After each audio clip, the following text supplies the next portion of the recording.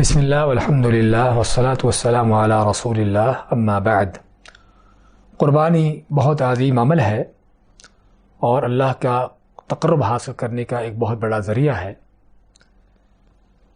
اور ہمارے ہاں بہت سے لوگوں کا اہتمام ہوتا ہے کہ فوت شدگان کی طرف سے قربانی کی جائے۔ کوئی شک نہیں کہ ان کی طرف سے قربانی کرنے کا جو جذبہ ہے، ان سے محبت کا، عقیدت کا،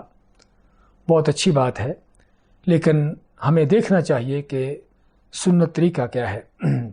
کیونکہ قربانی جب عبادت ہے تو عبادت اسی وقت قبول ہوتی ہے جب وہ سنت کے مطابق ہوتی ہے۔ تو چنانچہ ہمیں دیکھنا ہوگا کہ فوت شدگان کی طرف سے قربانی کب کرنا سنت ہے اور کب سنت نہیں ہے۔ علامہ ابن عثیمین رحمۃ اللہ علیہ نے فوت شدگان کی طرف سے قربانی کی 3 شکلیں بیان کی ہیں کہ یا تو فوت شدہ شخص جو ہے اس نے قربانی کرنے کی وصیت کی ہو کہ میری طرف سے ہر سال قربانی کرنا، یا 1 سال قربانی کرنے کے بھی اس نے کہا ہو،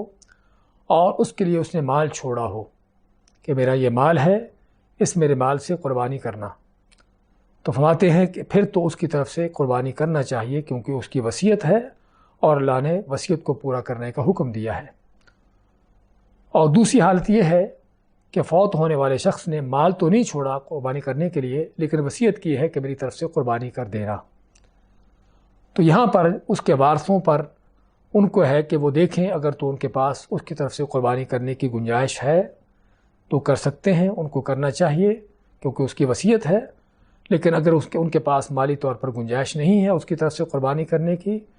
تو پھر وہ اس کی طرف سے قربانی کرنے کے مکلف نہیں ہوں گے، یعنی ان کو اس بات کی ضرورت نہیں ہے۔ اور تیسری کیفیت یہ ہے کہ جب فوت ہونے والے شخص نے قربانی کی وصیت نہ وصیت کی ہو نہ مال چھوڑا ہو، لیکن اس کے وارثوں میں سے، یعنی باپ فوت ہو گیا، بیٹا خود ہی چاہتا ہے کہ میری باپ کی طرف سے بھی قربانی کر دوں، اپنی امی کی طرف سے بھی قربانی کر دوں، یا کسی اور فوت شدہ کی طرف سے قربانی کرنے کا اس کے دل میں جذبہ ہوتا ہے،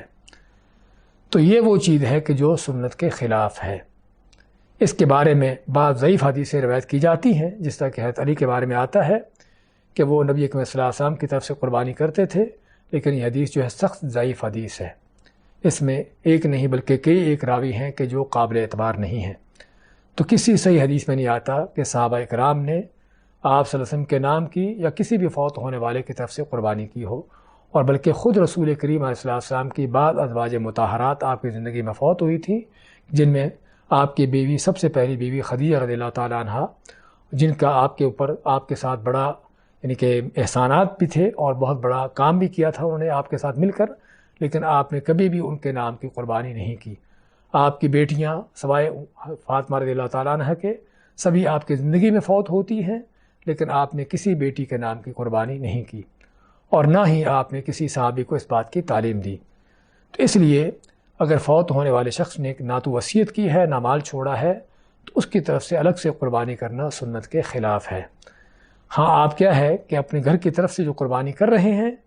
آپ اس میں نیت کر سکتے ہیں کہ اللہ تعالیٰ آپ کے گھر کے جو بھی زندہ افراد ہیں جو فوت ہو چکے ہیں،